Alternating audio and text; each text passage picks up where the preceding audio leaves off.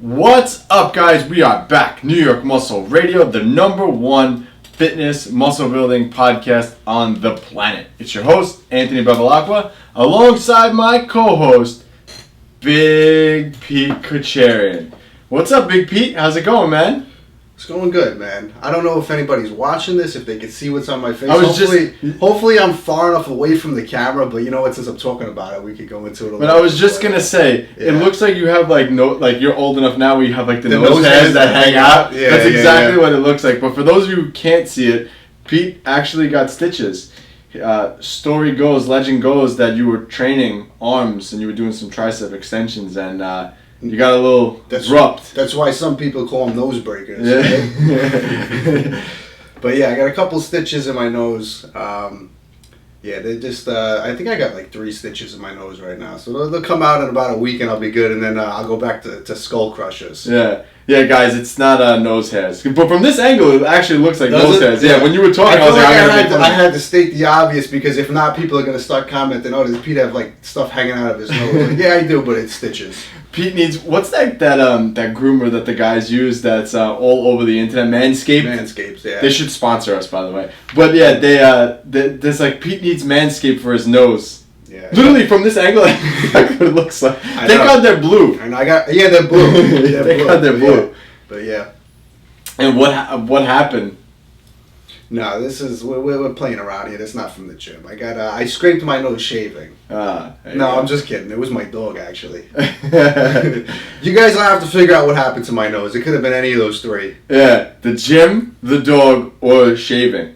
Dude, but I mean, it's probably not the shaving thing, but that would be really hard to nick your nose shaving like that. What the hell are you using? A butcher knife?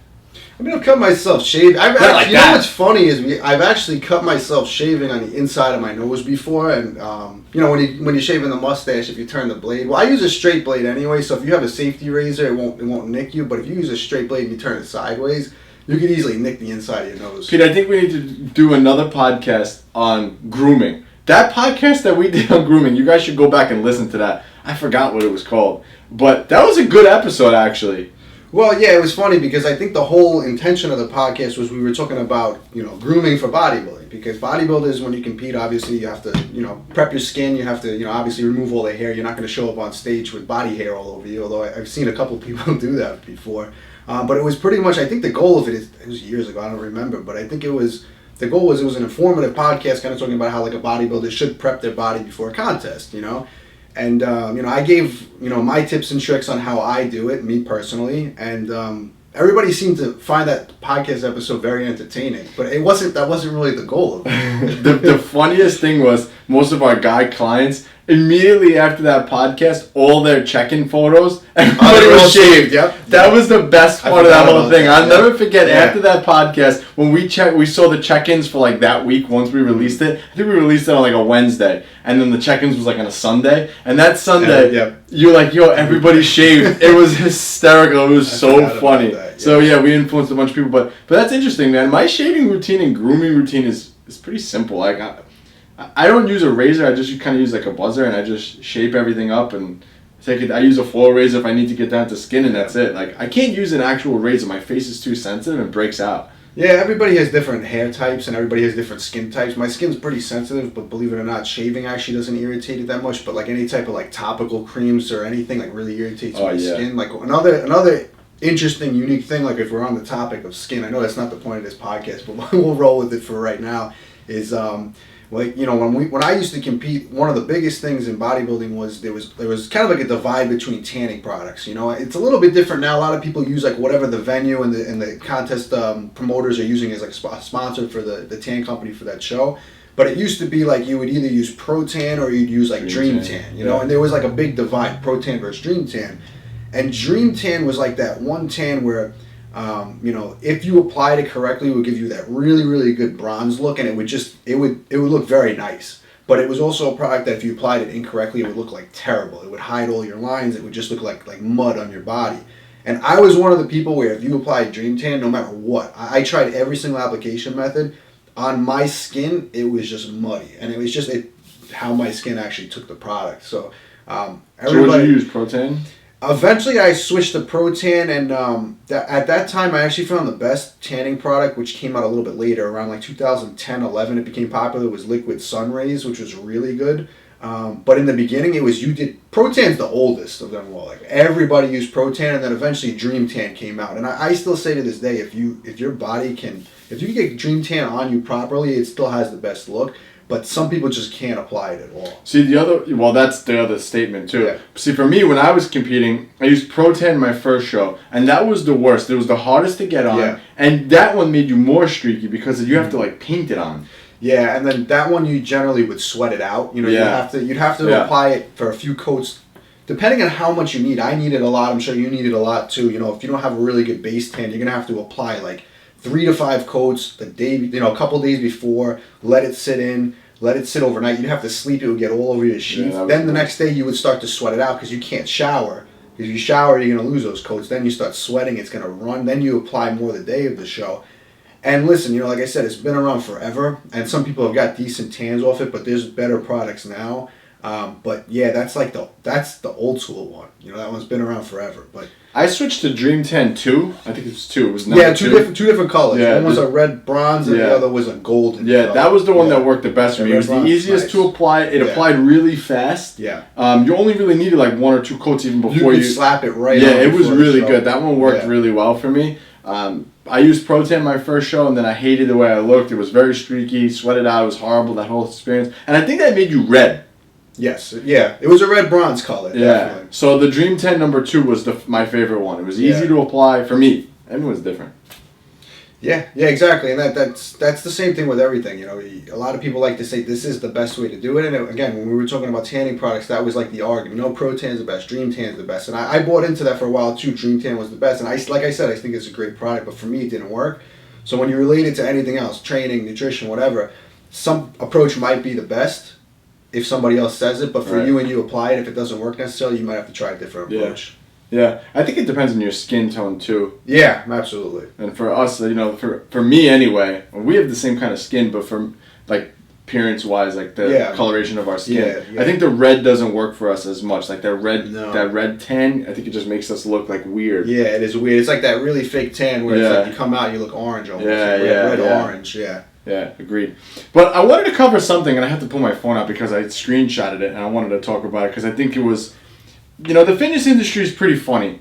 Everything in the fitness industry is, this person said this, so you need to do this. Right. And, like, people argue over the little nuanced things that go on. Mm-hmm. But then when you actually, like, step back and look at it, it doesn't apply to 99% of the people who are complaining about 100%, it. So, Lane Norton posted something about high carb, low carb, high fat, low fat diets. So I'm going to read the post, and I only have 2 snapshots of it because this is easier. So he said, of the fat stored in adipose tissue, which is fat, for those of you that don't know what that means, during overfeeding, less than 2% of it originated as carbohydrate. Over 98% of it originates as fat. Thus, dietary carbohydrate is not a significant source of fat storage. While high fat, low carb increases fat burning, they also increase fat storage. So to recap, on a high fat, low carb diet, fat burning increases and fat storage increases. On a low fat, high carb diet, fat burning decreases, but fat storage also decreases. So what determines the net loss or gain of body fat? You guessed it, energy balance, good old calories in versus calories out. So now, somebody who sees that is going to automatically say, that means no fat. I got to just not have any fat. That's what I need to do. But who does that scenario actually apply to? Right. That scenario, and we had a conversation about this off topic, that scenario applies to maybe 1% of the people who are actually listening to this. And I believe that person is somebody who is in a state of either reverse dieting or maintaining after a fat loss phase. It does not apply to somebody who's already in a bulking phase or even somebody who's in a fat burning phase. But the thing that just blows my mind is this is what people argue about. Right. Like this is only going to matter 1% of the people who are listening to it. And even then, it really doesn't matter that much. Well, see, that's the thing. And I think when he posted that information and made that post, the target wasn't necessarily to give people the information they need to better follow a diet that better suits their goal. It was more of an argument back and forth between the high-fat diet community and the high-carb community, because that's what most of these posts and the information people put out there now is. It's just an argument that this method is better than this method, and then a lot of times it's a rebuttal. So in his case, that was a rebuttal to people that follow like keto diets, carnivore diets, and all that stuff. But the point is with all this stuff that everybody's looking for that one approach to say is superior to another approach, and at the end of the day, it's all context driven. So in that case, that's not necessarily going to help somebody with their ideal nutrition plan, because again, it's all context driven, like you said. If you're bulking, that's not necessarily going to apply. It doesn't matter. You know what I mean? It's everything's on a case by case basis, and there's really no one approach that's going to be better than the other. These are all tools and information that you need to apply towards your goal.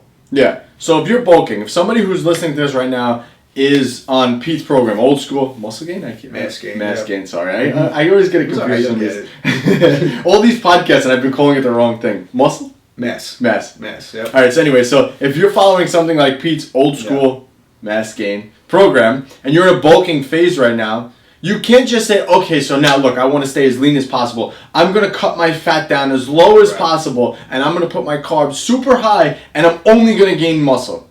It's like, no, because you're in a calorie surplus, and when you're in a calorie surplus, your body's going to store anything, carbs, fats. It's going to add body fat. It's going to build tissue. It's going to do whatever it needs to because you're in a surplus. So it doesn't matter. You're going to gain fat anyway. Right. Whereas if you're on a diet, right, even if you did it the other way around, you're going to lose body fat no matter what anyway because you're in a calorie deficit. Your body's in a state of breaking anything down. Correct. So it doesn't apply to either of those scenarios. The only time it's going to apply is after you finish dieting and now you're trying to get a little bit more out of your fat loss phase and you're trying to maximize your metabolism, which we did a whole bunch of stuff on. Now is when it's like, okay, if I'm going to reverse diet, the first thing I need to add in is more carbohydrates to speed up my metabolism and prevent that kind of fat storage as I'm starting to build my metabolism back up after a diet phase. But even still, even that doesn't really matter. No, it doesn't. And the one thing I just remembered, I actually wanted to say this before and I lost my train of thought. It was a point that I thought of in my head the second you brought that up. The argument with that post is how, if you're eating mostly carbohydrates, that you're less likely to store body fat, right? If we kind of rewind time, and I've talked about this before, how like the fitness industry just comes full circle. It goes through cycles, different phases. If we talk maybe like 2010, 2011, that's when, in bodybuilding specifically, keto diets became very big. Like among competitors, everybody was following a keto diet to diet down for a contest. And the argument I heard over and over again, and the information that people would spread promoting a ketogenic diet, is they would say dietary fats are the one macronutrient, the hardest macronutrient to store as body fat. That was their argument, which goes directly against the grain of what Lane is saying in that post. And the argument was always insulin related. Protein increases insulin when you digest protein. When you take in protein, you release insulin. Carbohydrates, the same thing, right? And that's always the argument. Oh, carbohydrates release insulin, that's why you get fat. Dietary fat doesn't, at least not to the degree that protein and carbs do, right? So the argument always was, if you overeat fat because there's no insulin, you're not going to store body fat. Again, so you're seeing that same argument on both ends of the spectrum. And whether one's right or not, and whether one's backed by studies, the end result is always the same. Like you said, if there's too many calories in the equation, body fat is going to get stored. If there's a deficit of calories, you're going to burn body fat. And everyone's looking for those little details to promote, oh, this method is better than the other one.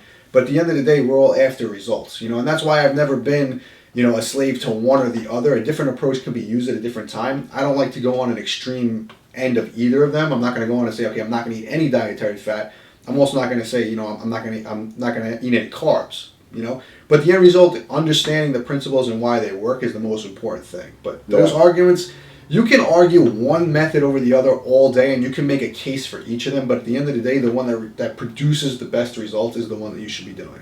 Yeah, I just wanted to bring that up because I thought it was like, and people were arguing, like if you read the comments, it's like people going back and forth, like, no, and everyone has but it's like, right. Everyone's, besides that, everyone's arguing and it matters zero. Right. And I'm just sitting there, I'm like scratching my head. That's why I texted you about it. I'm like, What are your thoughts on this? Because I'm like, he's going to say the same thing, and you're like, doesn't matter. It only matters when you reverse that. I'm like, at least am I the only one who sees this? Everybody's arguing over nothing. If you like high fat, just eat high fat. It doesn't matter. It really doesn't matter. Well, you know what it is, too? I mean, we've been around this for so long. And like I said, we've seen everything come in cycles and waves. So, the next trend that comes out, and I've said this before, too, the trend that comes out was here 10 years ago already. It's just making its appearance again, and we've already been there. So, like, if keto makes another wave again, right now, keto's still actually kind of popular recently, but not to the degree it was like in the bodybuilding community. I think in the bodybuilding community, people kind of understand the importance of carbs. Now it's more like the mainstream fitness community that are promoting keto. But I guarantee you, if we go back, if we go ahead, for like another 5-6 years, keto's going to come back around in bodybuilding. Same thing. In the general fitness population right now, people are big on carbless diets, keto, carnivore diets. I don't even know anymore because, like I said, it just keeps circling around. I don't know what's popular. But the old methods are going to make their way back, and I think eventually the general fitness population is going to start going back to like low-fat diets. I'm going to get the low-fat option. It makes it fitness always. There's nothing new. I've said this so many times. That's always why I talk about the old school basics, because the stuff that worked back then still works now, and anything new that comes around is actually old. If that makes sense. I can't wait till the one body part a week thing comes back. I'm telling you. That's coming back soon, I'm telling you. I've been predicting that for a while now, and it's slowly inching its way back. Yeah. A big training method that's back now, I think we talked about this on the other podcast, that was around a while ago that was everybody hated on it, was push-pull legs. When we first started bodybuilding, I still hate that. Yeah, I still don't like that. I don't like it. I've made a case for when you should use it actually, but from most people use it as like this is the best way to train, and for bodybuilding purposes, it leaves a lot of people torso dominant, where they can build muscle using those basic compounds, but then they don't look like bodybuilders, and you get a lot of bodybuilders who want to look like competitive bodybuilders using it. So that's my argument with that training program. But when we first started training, there was bro splits where, that was 90% of people did bro splits. Yeah. Then you would get the people the natural community, you would get the hard gainer community and all those guys that say you can't build muscle using pro bodybuilders routines, but you can build muscle using things like full body or push-pull legs. And those were kind of the two arguments people would make. And push-pull legs was one of those things where it's if you're a hard gainer, you should do push-pull legs. That was what people would say. Now everybody's using it, saying that it's the optimal way to train. And again, it's gonna come back in a cycle, and I think you're gonna go back to the next argument is gonna be, push-pull legs is too demanding. You can't train these body parts multiple times a week. Bro splits are the best for recovery. If you're a hard gainer, if you're natural, you should do a bro split. Guaranteed. Give it a couple years. You guys can go back into the feed and listen to the episode that we literally talked about how your training split is not building muscle. So we'll end that there and cap that off. Mm-hmm. But yeah, so I wanted to bring that up because, like I said, I think it applies to maybe 1% of the people who are actually listening to it. And for the others who it doesn't apply to, don't worry about it. Right. Who gives a crap? You want to eat high fat? Go for it. You want to eat carnivore? Go for it. Doesn't matter. As long as you're counting your calories and tracking things, you'll be A-okay. The next thing that I actually wanted to bring up today, man, and I love this topic because it came up the other day, and I'm like, people still don't get it. Traps. How do you grow traps? Right? Mm-hmm. You have the handful of people who just tell you have to do shrugs. Right. And then you have the other half of the people who say, nah, you don't need to do traps. Just do deadlifts and rows and Romanian deadlifts, and your traps are going to grow. Right. So I wanted to discuss trap training. How do you get those mountains up top? And I think that, of course, the answer is always in the middle, right? That's always the typical answer. But it's the same thing when people talk about, you don't need to train arms if you're doing pull-ups. Exactly what I was going to say. And I hate that. Yeah. And it's the same thing for traps. The poor traps get the same treatment when it comes to that. So, and I've done it before. I'm so guilty of it. When I was competitive powerlifting, I'm like, I don't need to do shrugs. I'm doing a lot of deadlifts. There's no reason to do it. And to some extent, that is true because you don't want to waste energy doing certain things. But at the same time, if I got my traps a little stronger, would my deadlift have improved? Right. Maybe. Right. Mm-hmm. Yeah, I agree. And I think, the first thing that came to my mind when you mentioned that is that they would make the same argument for years that if you do pull-ups, if you do rows, if you do presses, you don't need to train arms. And I think that myth has been around long enough where people are starting to see it, and even the people that promoted that are starting to say now, you know what, I probably should have extra arm work, direct arm work in my training. Yeah, they do. That's so true. Traps is another one of those things that you can make that argument, like you said, where if you're doing heavy deadlifting, I mean, listen, like you take a 600, 700, 800 pound deadlifter, specifically training for powerlifting, most of them do have massive traps, right? But could their traps improve, and who knows if they're doing shrugs or not? Could their traps improve from doing extra shrug work? I think so, and I think not only will that build more muscle to the traps, that'll help their deadlift, like you mentioned. I think it'll make you more well-rounded with your lifting in general. But, you know, the traps are going to respond to a lot of different things. If you're very strong on the big compound movements, you're probably going to have at least decent traps. But like anything else, if genetically they're a weak point for you, you can't rely on just other exercises to get them done. You're going to need some direct work to them. Any body part that you're trying to build up, you know, as a trainer, if somebody comes to you and they say, listen, my main goal is this one body part, and let's say it's traps, are you not going to have them do shrugs? You know, are you going to say, okay, listen, we're just going to deadlift, we're just going to overhead press? Deadlift and overhead press is definitely going to be part of that program, but if their main goal is to bring up that muscle group, of course we're going to train it directly. Yeah, and most people forget actually, so when I say, I should have actually spoken about this in the beginning, but when I say traps, what's the first thing that comes to mind? This, right? But you guys remember, the traps look like a kite. They come down and then they come in. So you have different portions of the traps. You have the upper traps, you have the middle traps, and you have the lower traps. And most people, when I say traps, they just think about here. Yeah. And that's totally not the case at all. Big muscle, yeah, they are a very, very big muscle of the back, and they're used for a lot of different things. So for me, I superset a lot of my regular trap work with a lot of that middle and lower trap work, because for me, those areas just, they're not weak, but development-wise, they're just not, they don't pop the way I want them to pop. So I have to really work on those areas to get them to kind of pop out and have like that density in that middle back. That's just kind of one of the things for me. My middle back has always been like, not like my middle traps and lower traps have not been like popping enough. So that's one of the things that I've been working on. So for me, I just superset my regular trap work with, you know, that. And again, it boils down to the same thing that I said about like biceps. You have to find the exercises that work the best for you. Right. I trained with a bodybuilder once. He swore up and down that he got the best feeling in his traps and the best development out of them when he did light dumbbell shrugs. That did zero for me, never worked. Right. When I do a barbell shrug, it's like, I don't really feel it that much.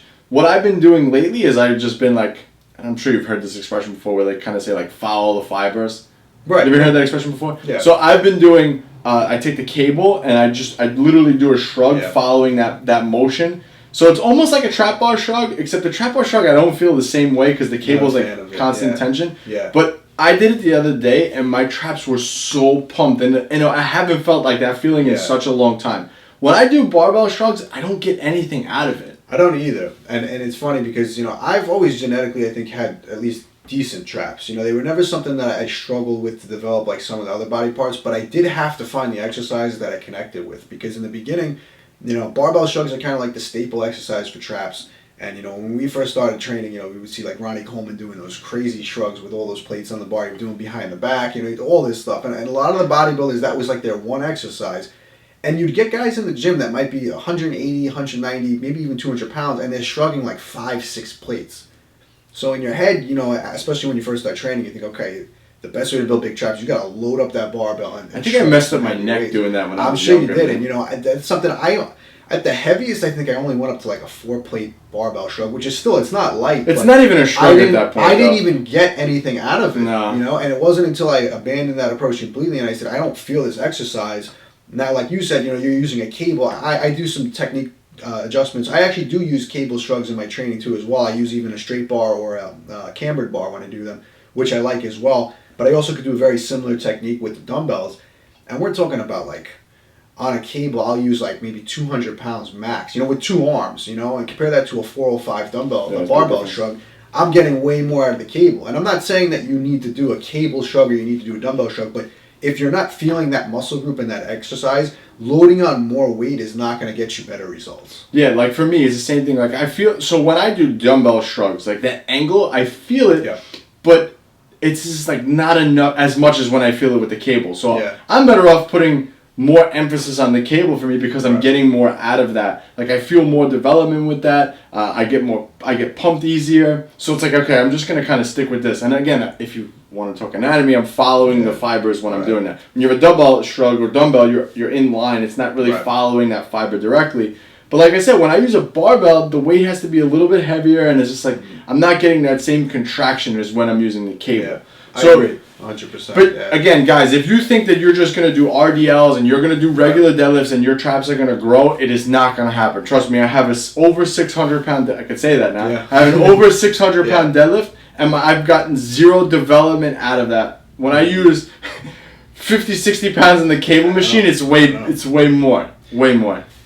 Which just doesn't make any sense, like, when you think about it like that. Like, oh, you have a 600 pound deadlift, so your traps must be huge. It's like, well, not really. Right. And a lot of people don't understand this, too, that, you know, you can be very strong in one specific lift, and it's not necessarily the result of one body part being extremely strong, you know, if that makes sense. You know, you have some bench pressers who are very strong because they're extremely tricep dominant, let's say. Like, I'm one of them where I would say that my best bench press strength comes primarily from my tricep strength more so than anything else. So I can have a very strong bench press, and of course it's going to work my pecs, but if we're talking purely numbers, the argument is, oh, if I have a 315, 365 bench, whatever it is, I'm going to have a big pecs. That strength might be a result of very strong triceps or very strong shoulders or very strong lats, let's say.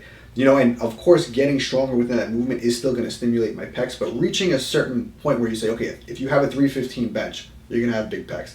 There's plenty of guys with a 315 bench who really don't have big pecs. Yeah. Or, at the same token, there's guys with huge pecs with a 315 bench who don't really have much triceps, and they're mostly pec dominant when they bench. So, using numbers on a lift is kind of arbitrary. Yeah. The numbers on the lift are going to kind of be more unique to you. Like I said, so an example I'll give is if you're starting bodybuilding and you're starting with a 135 pound bench, you get that up to 225. Again, that's relative to you. You add another plate to that bench, those muscles are going to get bigger, but there is no milestone lift where it's like, okay, if I want huge traps, if I get to a 600 pound deadlift, I'm going to have huge traps. You know, maybe if you get to an 800 pound deadlift, you might have some huge traps, you personally. But then there's other guys who just, you know, again, they'll deadlift 400 or 500 pounds, and genetically they have large traps. So the number itself, I don't think it's a universal thing. A lot of people like to put that out. This is the strength standard for this lift, and you're going to get big muscles as a result for that. I think it's a little bit more nuanced than that. Yeah, and I think, too, one of the things is, remember, when you're deadlifting or RDLing, your traps are just isometrically held. Mm-hmm. It's just literally holding you there.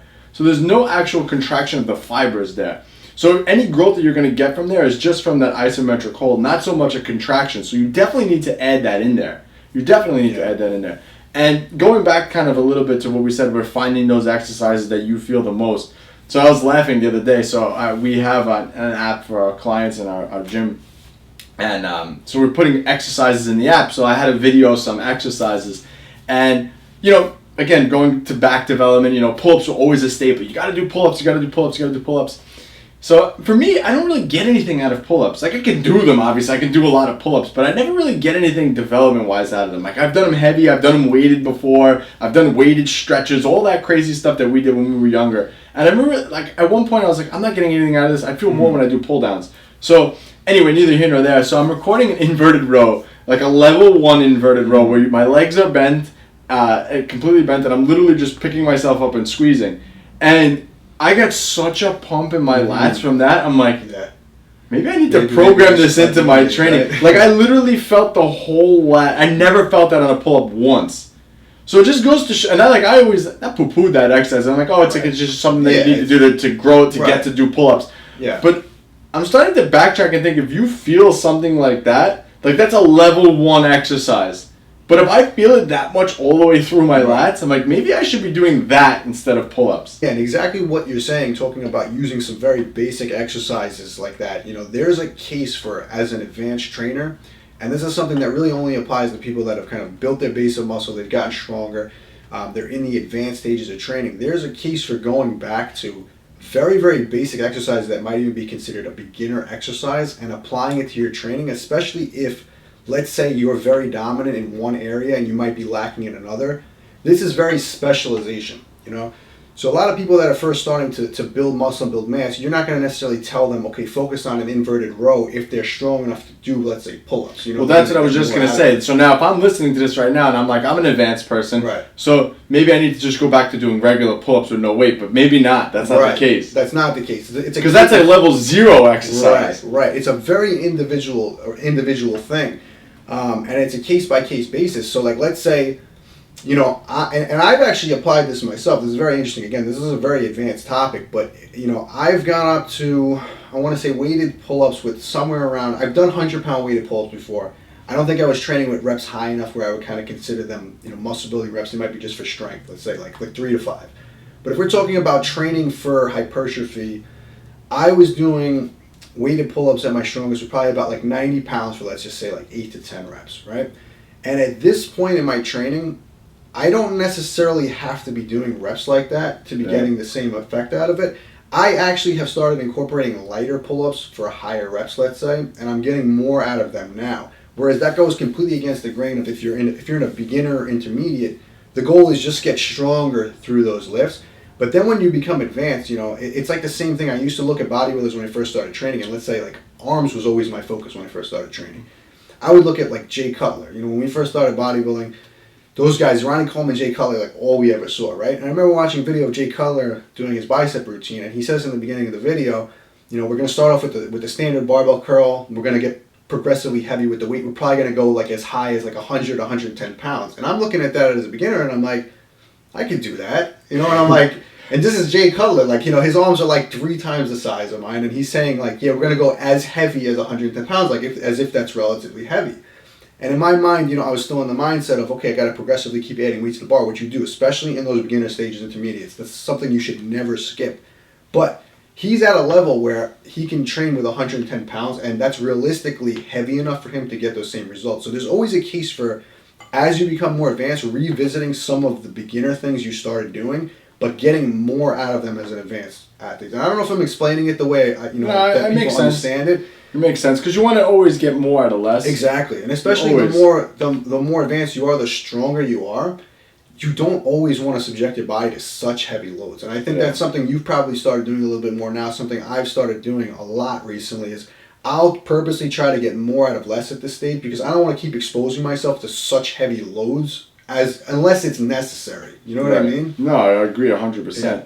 But yeah, going back to what we said about traps, if you're trying to develop your traps and you want your traps to grow, you need to do direct work. Direct work has to be in there. And we said, you have to have your staples in there, right? Like obviously some type of a shrug. Yeah. And again, one of the things I neglected early on was like that middle and lower trap area. So make sure you work those in there. And a lot of people, and again, I fall victim to this too. A lot of people, especially in the beginning, told us like, oh, if you're doing your rows, you're good. You're hitting that area. And I'm under the impression that you need to be doing at least a little bit of direct work for every single body part so you can develop. If your goal is maximally developing your physique, you need to be doing a little bit of that. And if you naturally have one body part that's very strong, you might not need to train it directly, especially just to maintain it. So somebody who naturally has large traps, they're going to maintain those traps, doing their deadlifts, doing their rows, doing their overhead press. In that case, they don't need to do additional trap work. But if somebody's trying to bring up any muscle group, there should be some direct work in there. Agreed, 100%. The next thing that I wanted to talk about today, because we talked about this, I think it was the last one or the one before, I don't remember which episode we did it, but we talked about how your training split doesn't build muscle. Mm-hmm. But I want to talk about today how your meal plan doesn't build muscle, how your meal plan doesn't burn fat. I like that, yeah. Because it's the same thing. It's the same thing. Mm-hmm. People fall into the nuances of thinking, okay, I'm eating this food today. I got this diet from this person, so I'm instantly going to lose fat. Right. And the same thing with your training. Your body only sees the numbers. It doesn't see what you eat, doesn't see anything. But your meal plan is not going to be the thing that's actually going to be the thing that's going to make you lose fat or make you build muscle. It's not. Yeah, so I always talk about how a lot of people I work with, and one thing I have to explain to them when we first start working together is that the nutrition has to match the training, and that has to match the overall goal itself. So first we pick the goal itself. Are we building muscle? Are we burning fat? Or are we maintaining? You're really only going to do one of those 3 things. A lot of times people try to do both, 2 out of those 3, let's say. But you're either building muscle, burning fat, or maintaining. So then once you establish that, You have to set up the training to match what you're trying to do. If you're trying to build muscle, your training should produce a stimulus to build more muscle. If you're trying to maintain, at the very least, your training should maintain muscle mass. And then beyond that, the way you facilitate that progress is adding the nutrition to match that training stimulus. So if you're trying to build muscle, the nutrition itself has to have enough calories, has to have enough protein, has to have enough food to facilitate muscle growth. If that's not there, it doesn't matter how good your training is, doesn't matter how good the plan is, doesn't matter who gave you the plan, doesn't matter how magical it may seem. Doesn't matter if it's carnivore, keto, high carb, low fat. It has to tick the boxes of what your body requires in order to get that result. So if you want to throw in a high carb diet, if you want to throw in a keto diet, if you want to throw in, a carnivore diet, whatever it is, the protein has to be there, the calories have to be there to build muscle. Same case if you're trying to burn body fat, the protein has to be there to maintain the muscle, and then the calories have to be less than you're taking in or expending. You have to take in less calories than you're expending to burn that body fat. The approach that you're going to use between that, like which nutritional strategy you're going to use, sure, some of them are going to definitely be better than others. If you're bodybuilding, I always make the case a higher carb diet is going to be more beneficial than a low carb diet. But if we're talking about strictly just burning body fat, as long as you're taking in enough protein to maintain that muscle mass and then you're eating in a calorie deficit, the body fat's going to come off. The other details are going to be more nuanced in how that impacts your training, how it impacts your performance, things like that. But again, a lot of that comes down to personal preference too. And there's a case for me going outside of what I feel is the ideal method in a lot of cases. So I'm not a slave to any one of those methods. In some instances, if I get somebody that just says, listen, I want to burn fat, I prefer, let's say, like a higher fat, lower carb approach, I can make it work. I'm not going to go on the extreme deep end and just say, okay, we're going to go on a ketogenic diet for the sake of going on a ketogenic diet. But we can fit their preferences of saying, listen, we're going to have more fat in the diet and less carbs. Totally fine with me, Damn you, man.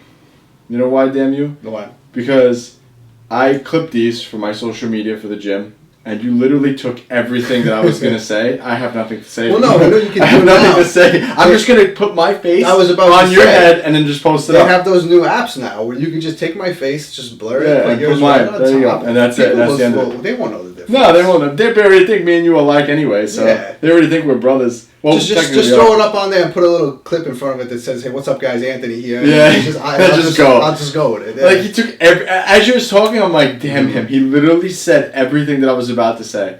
And I'm not going to, unless I repeat it now, just use it for social media, which I could probably do, but I won't do that, I don't think. Well, I'm sure you've had a case where, you could talk about this too, like, I'm sure you've had a case where somebody's come to you and let's say they were following one of those diets, like let's say they came to you on like a high-fat, low-carb diet, and they probably weren't getting results because let's say they couldn't sustain it, because a lot of people don't like to eat that way. Of course, there are some people that enjoy eating that way, but a lot of people will do it because they hear online that this is the best way to burn fat. So they're like, listen, I'm going to do it, I'm going to give it a shot. And then they can't sustain it, so they don't get the results. So I'm sure you've had a case where somebody's come to you like that and you say, listen, let's switch it and get better results. Like, how's that?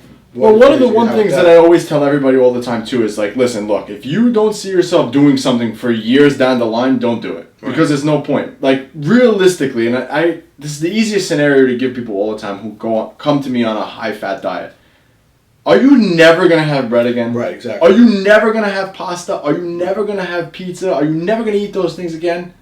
Well, no, but that's what cheat meals for on the diet. It's like, well, it doesn't work like that. Right. And you need to be able to understand that fitness is something that you do for a lifetime. It's not something you do for just a season. It's something that you do forever. And you need to be comfortable with that approach. And that's why I love preaching flexible dieting, because flexible dieting makes it easy to sustain this longer term. And people will argue with me and say, well, counting macros is not realistic.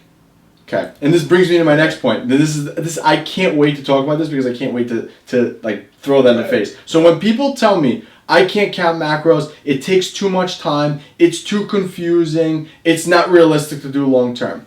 Well, I was listening to a podcast yesterday, and who was on the podcast? Mark Cuban. Mark Cuban was talking about his health. And they asked him, well, what do you do for your nutrition? What do you do for your health? He said, I have my MyFitnessPal, I track everything that I eat, and I just make sure that I stay in a calorie deficit. End of discussion. Right. If Mark Cuban, a billionaire shark, can do MyFitnessPal and track macros and pay attention to his nutrition, you can do it. Because everybody has the same 24 hours in a day. Right. This guy runs multiple companies. Like, you want to talk about busy? First of all, he has a family, so that excuse is out the window. You want to talk about multiple companies, CEO of billion-dollar companies, an NBA basketball team. He tracks macros. Right. Yeah, I mean, it's not rocket science, and it is sustainable. It is sustainable. It takes 10 minutes, maybe, a day to do it. Right, and I think what that says about him and what says about the approach in general is that, he's obviously a very successful guy. Nobody's going to argue that, right? And he takes a very simplistic approach because he understands the principles behind it and why they work. So he's not going to take a complicated method and make it more difficult and more complicated than it needs to be. He's after the results, and if he understands that, listen, there's a very simple and basic way to follow this and a very sustainable way to follow this, of course he's going to do that. So that just shows that he's making a very smart decision using an approach like that. And, that all ties into his success, obviously. A lot of things that people could say about him within business is, he has to have the right approach, obviously, to live a lifestyle like that, to have a business and to have success like that, right? Is he going to do anything to make that more difficult than it needs to be to get that result? Especially if he's taking on more things, he's going to look for the approach where he could get the best results the simplest way possible. And I think everybody needs to look at fitness and bodybuilding and all their health and fitness goals the same exact way. Why complicate the approach if you could do it in a much more simple, sustainable way? And it was funny. It was actually interesting because then he went on to talk about how he takes Synthroid and all this stuff. And he's older, actually. He's in his 60s. I didn't know he was that old. I didn't know he was that old. Mm-hmm. Well, not that 60 is old anymore, but I didn't think he was that as old as that. But he went on to talk about okay, and then other things that I do every day is I have a Rice Krispie treat every day because a Rice Krispie treat has all the iron that I need for the day. And then what I also do is I have 1 glass of orange juice every day because that gives me the vitamin C that I need. So again, this guy is fitting those things in. He goes, and the reason why I like using those things to get my iron in and to get my vitamin C in is because the Rice Krispie treat is 90 calories and the glass of orange juice is 110. So, and this is a billionaire CEO, of all these different companies talking about orange juice and a rice cake. Right. A Rice Krispie treat. Right. If Mark Cuban can do it, you can do it too. And it is sustainable. It's definitely, stop watching Netflix for 3 hours at night. Take out the 10 minutes that it's going to take to just plug everything in and see where you're at. Because they did studies where if you actually track your nutrition, you're less likely to overeat and get to your goals that much faster. So your meal plan is not going to be the thing that's going to burn fat. It's going to be overall those things that Pete mentioned, which was, again, making sure you're getting in enough protein, making sure that you're training. All those things need to take place, but it's not necessarily the vehicle that you're in to get you there. It's not going to be, oh, I lost weight because I was on keto. I'm not losing weight now. I need to go back to keto. It's not that. You're eating less on keto. That's why you lost weight. That's it, bottom line. Yeah, and the cool thing I like to kind of point out with all this too is the principles for muscle building and fat loss. It's funny because people will always say oh, this is how a bodybuilder does it. I'm an average gym goer, whatever general fitness population. I'm not going to use the same approach. But the very interesting thing when you kind of strip everything away, building muscle or burning fat, the principles are always the same. It doesn't matter how advanced you are. It doesn't matter what the goal is. If you're stepping on the Olympia stage or if you're just trying to look better for the beach, the principles are all the same. Your approach to the principles and how nuanced you get and the specifics obviously have to change at the level of how extreme you're going to take it, right? But people like to change the principles and say, okay, he's stepping on stage, so he should use this diet approach. I'm getting ready for the beach, so I'm going to do keto, let's just say, right? The principles are still the same. He's going to have to step on stage. He's going to have to eat in a calorie deficit. He's going to have to eat a high protein diet. He's getting ready for the beach, same thing. The approach that he's going to take is going to be different depending on the magnitude of what type of results he's trying to get.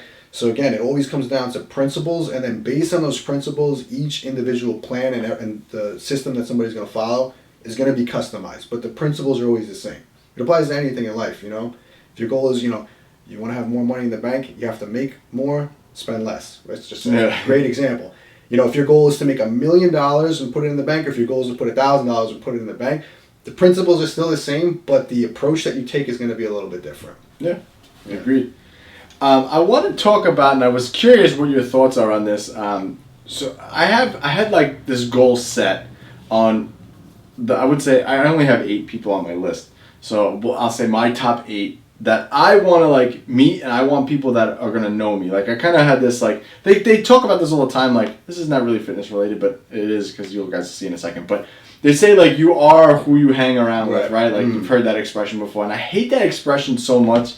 I'm an extroverted person, but I also think I'm very introverted at the same time too. Like I'm not one to like I don't mind being the center of attention at some place or talking to people. But at the same time, like, I keep my circle very, very small. I mean, you know that. Like, you know, here's the circle, Pete, and you're still on the outside of that circle after all these years. But anyway, so, you know, I keep my circle really tight. But they talk about, like, how your circle is going to influence where you're going to go in life and where you want to be. So I have a question for you, and then I'll talk about it myself. So, or if you need a minute, I could talk about mine.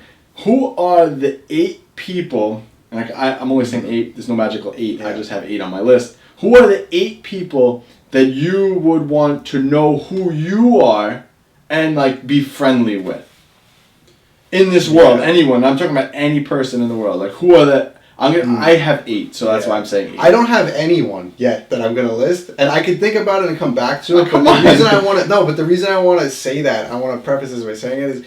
This is gonna sound very like I don't know if the term is like hippie or whatever you want to call it, and if I heard myself say this like 10 years ago, I would probably like rip myself apart. But I have to say, as I've gotten older, my philosophy on a lot of these things with life and like success and all this stuff is you just take your own path and you just go with it, right? And it doesn't necessarily need to fit the mold of what somebody else who's successful says is the path to take. So like let's just say, for example, I want to be the best bodybuilder in the world. Not that that's my goal. I'm saying let's just say that's my goal. And I idolize somebody like Arnold. He's going to give you his map and say, like, you know, I got to where I'm going to go. I'm not talking about, like, having them as a mentor. I'm just talking about, like, like getting to know them, like, being friendly with them. Like, I wouldn't be able to pull up my phone and text this person. Right. I mean, yeah. I'm going to talk about that, too. But, like, this kind of ties into it. And I think that a lot of times, like, so if I idolize Arnold, I'll take a different approach with it. Like, if that's my idol and I want to get the same results as him, obviously, Arnold's going to be on my list. Like, I don't want to associate with Arnold. It would be awesome if Arnold texted me. So I put him on my list. He's definitely on my list, right? But at the same time, I'm also totally okay with the fact that if I met Arnold and he didn't like me or he didn't want to text me, that I would be okay with it now. But like 10 years ago, I would just say I have to be in his circle. And if he texted me or whatever, like I have to be somebody he respects. At this point, you know, I think that as I've developed and I've kind of gone in my own direction, my goal has always been, you know, you're going to do your own thing and then you're going to bring in those people that naturally are going to come into your life as a result, rather than wanting to associate with them, if that makes sense. It does. But then to answer your question, you know, if we're talking more of just like who would want to be your... Who would be in Pete's circle? All right, I gotta think about this. I'm gonna give you a couple and then I'm gonna come back, okay? Because I'm gonna think about it. You want to do 4 and I'll do 4? Yeah, let me do 4. So I would put Arnold on my list just because, like I said, always been somebody I've idolized. But like I said, I would preface it by saying, you know, if naturally Arnold came into my life as a result of everything I was doing and putting out there, I would want to do that rather than just saying I want to be Arnold's friend, and I'll do whatever it takes to be Arnold's friend. You know what I mean? Well, I'd say friend as an example, but you know what I mean. Like someone like you could pull out your phone and just say, hey Arnold, you have the time to hop on the phone. I don't know. Right. You know what I mean? Like someone to be in your circle. All right. So Arnold would definitely be number 1. I have to think, man. Let's just you give me a couple and I'll come back. All right. So you go, I'll go. Okay. And these are in no particular order for me. Okay. Well, are they in particular order for me? And let's state why. Let's state why. Too. Yeah. Arnold's gonna be on the list because he definitely got me into bodybuilding. You know, I was a huge fan of Arnold as a kid. You know, I think every kid, you know, has like a superhero they look up to. You know, not that he was a superhero, but in your eyes, he was the Terminator for me. You know. He was the action hero. So to me, you know, as a kid, naturally, I'm like, okay, when I grow up, I want to be big and strong. I want to be like Arnold, right? He got me into bodybuilding as a result. I found out that he was a bodybuilder before he was an actor. I was a huge Arnold fan before I ever knew he touched weights. Second, I found out that he was into bodybuilding, or previously he was a Mr. Olympia before he got into acting. That just like made me go to the gym, and I've never been the same since. So obviously that would be a huge accomplishment. I think anybody in the bodybuilding industry, you know, except for people that love to throw that argument about him with the jab lately, you know, that a lot of people like disowned Arnold after that. Listen, forget about that. You know, still the guy who put me into bodybuilding is somebody that, you know, at some point I'd like to, you know, if he was my friend, that would be cool. So I'll put him on my list first. And then I'll come back with a couple more. Right. Mine aren't in order. Okay. But Arnold's on my list, so I don't want to repeat him twice. So I'll just explain why Arnold's on my list. So I actually met Arnold, and it was a huge letdown. It was a huge letdown. Like, I'll be honest. Like, I met him, I shook his hand, he talked to us about cigars, and it was a huge letdown. I met his kids, and it was just a huge letdown because I built this guy up to be like this icon for all the reasons that you said. And then I met him, and it was such a letdown. But he's still on my list because of, not so much for the bodybuilding thing, and like, you know, I could go down the rabbit hole where you said, like, I owe my life to him in such a sense, because if I didn't see him, I wouldn't have started down this. Right. But I idolize him for a lot of the stuff that he did outside of fitness. Right. The guy came from nothing. Yeah. And, you know, is where he is today because of his work ethic. And people like that motivate me so much more. So I think that's why he's on my list, more so than the actual, like, you know, whatever. But yeah, I met him. I was a lot younger. And I was also starstruck when I met him. I didn't know what to say, dude. I was just standing there. I was like, oh my God, Arnold's here. Yeah, and I didn't say anything. And I don't know. I didn't have the personality I had now then. I was young. I was like 18 when I met him or whatever. 17 years old when I met him. So I was like a stupid kid. Yeah. But, so he's on my list. He's not number one on my list, but I figured I'd just throw that back out there because I had a very similar experience when I met Lou Ferrigno. I think I might have been 21. But he's not on your list, so let's skip Lou Ferrigno. He doesn't even deserve the story. Okay. For what he did to you. Okay. Basically, he told Pete, if you want to take a picture of me, you owe me $20. Yeah, so Lou's out the window. So go ahead. Go. Who's your second person? Well, no. Let me get since we both did Arnold. Give me one more. And then okay. So Alex Hormozi is on my list. He's actually, he's listed number one, but that guy, like, I've consumed almost all of his content, and that's someone who I want to be around because that's like a next level thinker, someone who's like ahead of the game. His ideas are just, I don't know, I idolize him too, and I hate to use the word idolize, but he's definitely on my list of someone who I want him to know who I am. And I would love to put him in my circle because I think that he is someone to look up to. He's got great ideas, and he's an influencer in the sense like he's influenced so many people and influenced a lot of decisions that I make in my business as well.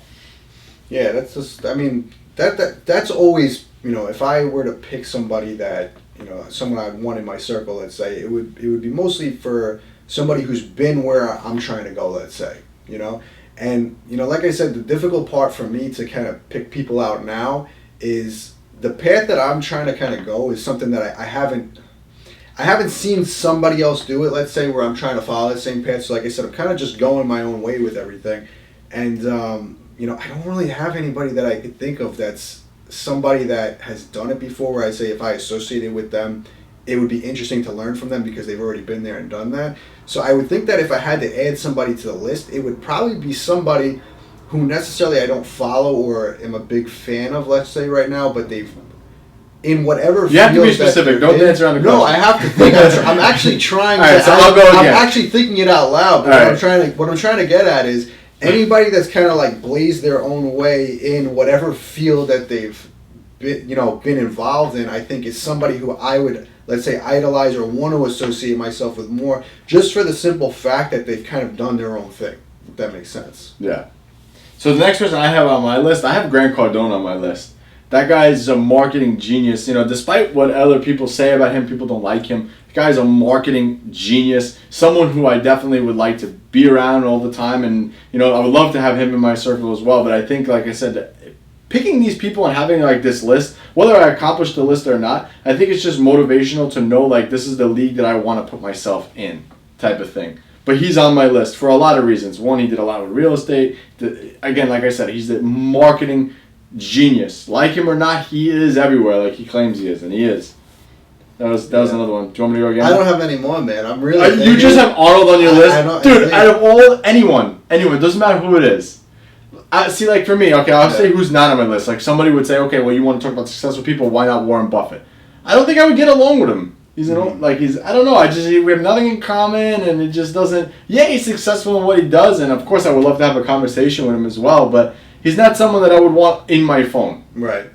I mean, if he was on my phone, I wouldn't complain. Here's the thing, I don't really want too many people in my phone. Yeah, that's what I'm saying. I don't want to clutter it with too many people. I'll go again. So the other person I want on there too is Derek from More Plates, More Dates. I think that he has a really good, unique spin on the fitness industry, and his knowledge. He's a really smart dude, and it's just someone that I would like to, again, be in my circle and be around and know and have that like kind of connection, because I think he talks a lot about like hormones and a lot of just, he's really, really knowledgeable, and he's not like some dumb fitness influencer. So he's another person who I would want on my list. We tried to say Arnold already.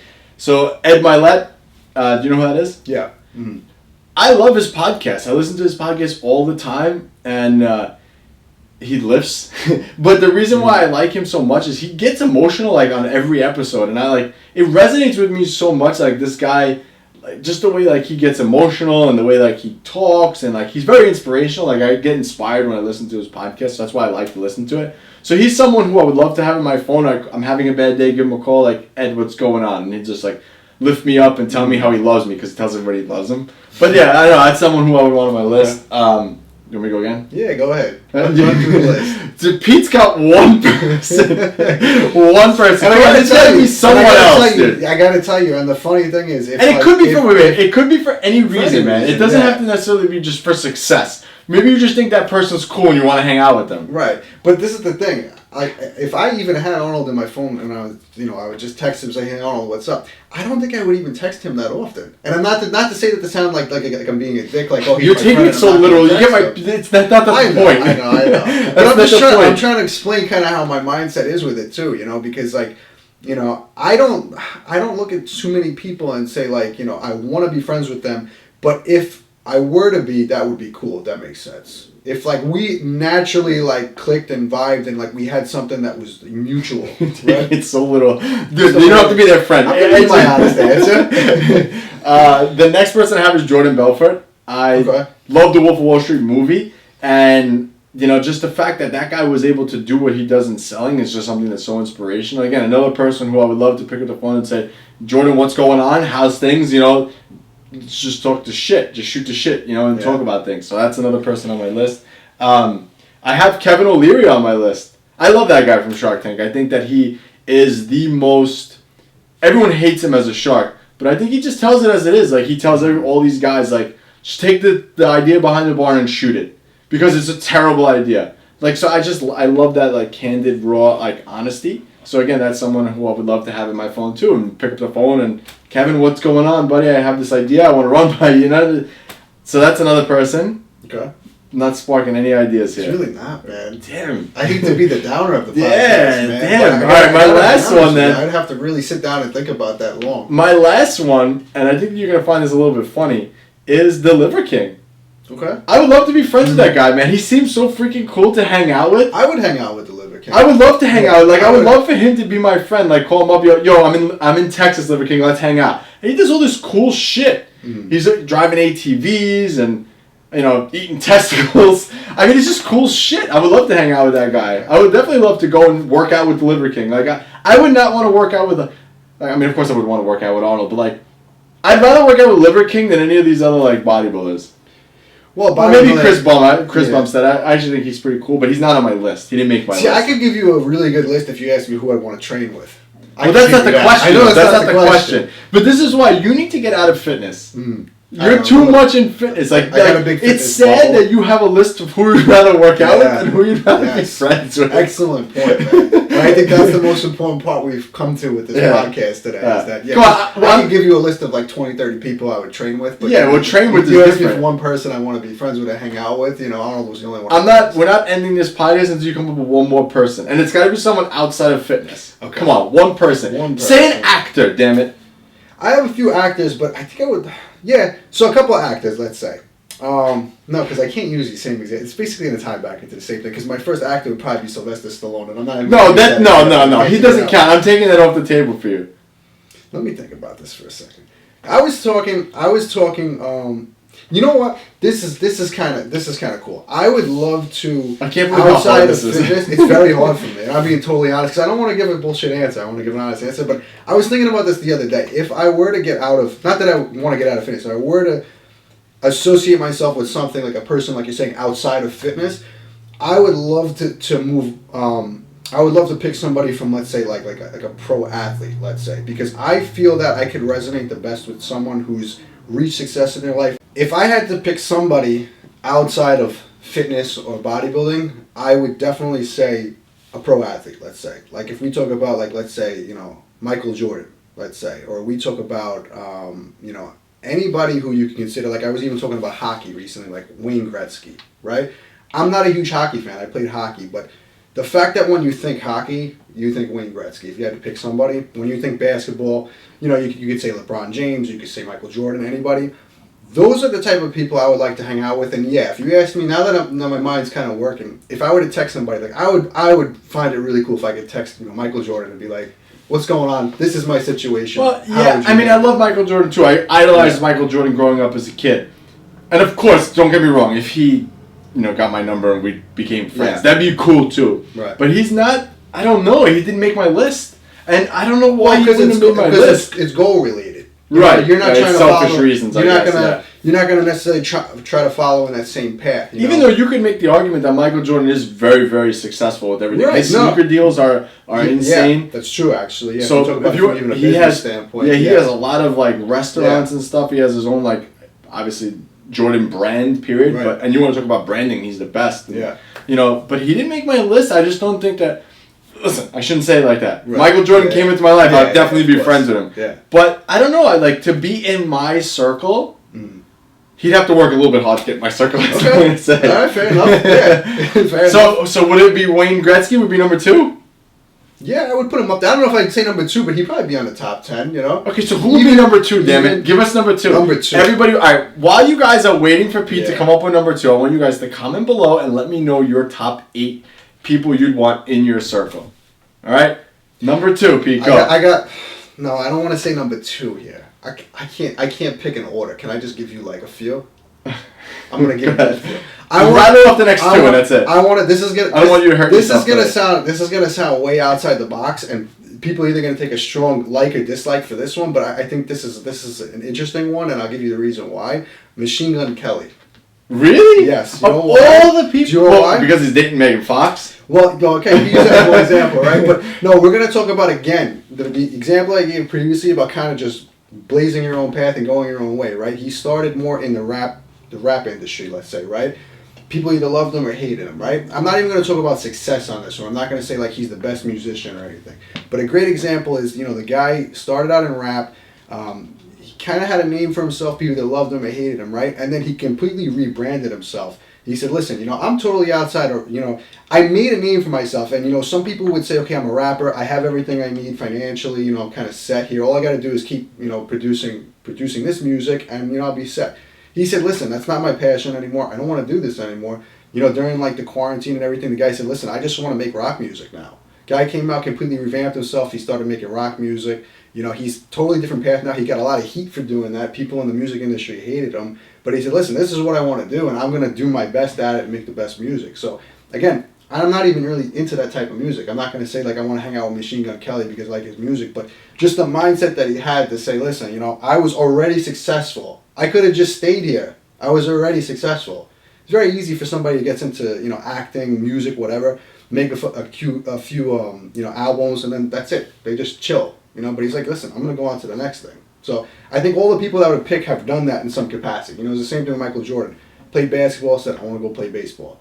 Obviously, basketball is his real thing, but then he went on to business, all these other things. He could have just said, I was the best basketball player, retired, and that's it. But he's MJ.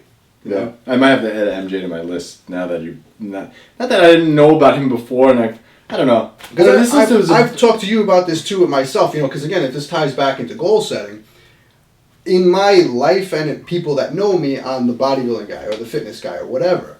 But I would always like to say, listen, I accomplished everything I wanted to accomplish in fitness. Now I'm going to go on to something else. Whatever at the time, that's my desire. If I woke up one day and I was like, listen, I love bodybuilding fitness. It's never going to be something that I just move away from completely. But now this is my interest, and I want to take that same, heart and desire I applied to fitness and bodybuilding into this new endeavor. And, whether I'm successful or not, that's the path I want to go on. And I think that's the cool thing about life as you get older, too. You can always try different things. You can always go into different areas of your life. Never going to abandon bodybuilding. But I always admire people that say, listen, I did the best I did at this. Now I want to move on to something else. And that's that, man. So I think that was a cool kind of off topic. Well, it was kind of on off topic because athletes are kind of, they train. But yeah, so that's it, guys. If getstrongnow.com, oldschoolmassgain.com. Pete and Anthony, New York Muscle Radio, and we're out.